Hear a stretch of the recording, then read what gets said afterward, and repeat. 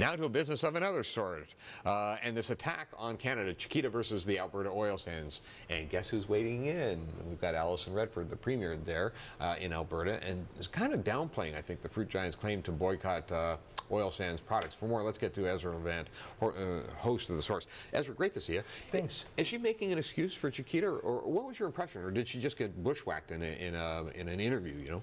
No, you know, the Chiquita boycott of Canadian oil sands oil was announced last Thursday, and she made her comment on the weekend, so she had plenty of time to get the facts, to be briefed on it.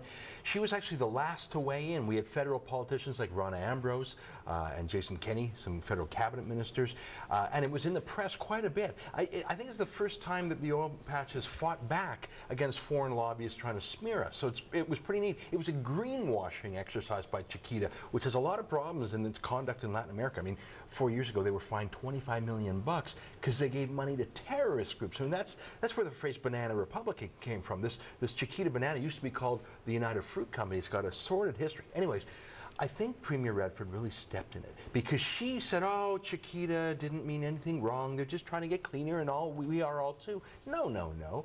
Chiquita was trying to pull itself up by pushing the oil sands down. They were packed full of lies. They called for a tar sands boycott. They used that pejorative term instead of oil sands. But here's the thing, Pat.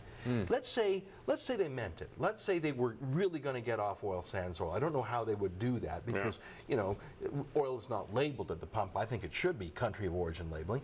But what is Chiquita saying? Okay, so you don't want oil sands oil. Fine.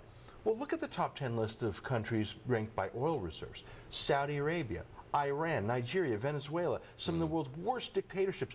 Canada is actually the only Western liberal democracy on that list. So Chiquita, by pretending to be high and mighty, was actually declaring its lack of ethics, that it prefers oil from terrorist Iran, from misogynist Saudi Arabia, than from ethical Canada. And for the Premier to roll over, Pat, bad move. Okay, I get the whole argument for ethical oil, and I understand that. And I'm not going to necessarily rush to the defense of the Premier, but by the same token, maybe she interpreted Chiquita's comments within the context of an environmental group pushing it out there. Because it sounded to me like she said Chiquita didn't say anything that bad. It's the environmentalists that push this agenda forward. Well, and it's the funding coming out of the United States for those environmentalists. Am I wrong in that interpretation? Well, maybe that's what she thought, and that may be an excuse, but that's not the facts. The fact is Chiquita has stood by their boycott. They put this out on their own letterhead. Like, this was not Forced Ethics, that U.S. lobby group, you know, making up a story about Chiquita. This was Chiquita thinking they could get a free shot at the oil sands to puff up its own, like I say, greenwashing, and it backfired on them spectacularly. The Facebook group for Boycott Chiquita, that's Canadians saying, to hell with you, Chiquita, we'll buy Dole or Del Monte. Over 1,000 people. It's truly a grassroots revolt, which I haven't seen before. Like when Bed Bath & Beyond and Levi's and The Gap did the same thing a year ago, there wasn't the same public reaction. I think Canadians are starting to get a little bit patriotic, a little bit proud about the oil sands. But I'm going to dispute the Premier's statement that this was just some environmental group spinning it. No, no, no. Chiquita knew exactly what it was doing.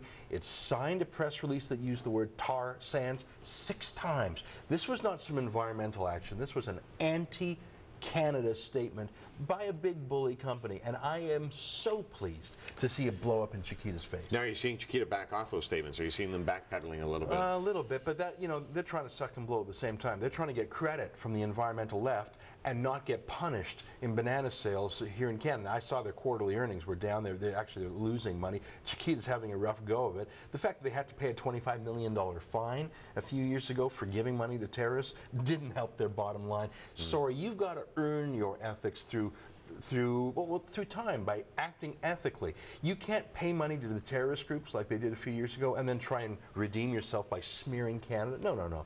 I mean, there's something broken in that company, Chiquita Banana, and I'm not here to bash them in their 100-year history. That's been done by better historians than me.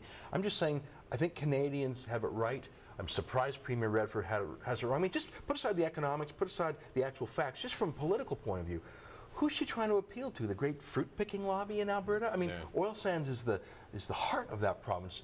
I think she was tone deaf on this one, Pat. But I don't want to let Chiquita off the hook. Their press release, signed by their their team was very clear. This was an anti-oil sands smear and a boycott. And we've seen it before. We just haven't seen the pushback like this time. I'm glad we did. And what we should do is send an actual copy to the Premier and let her.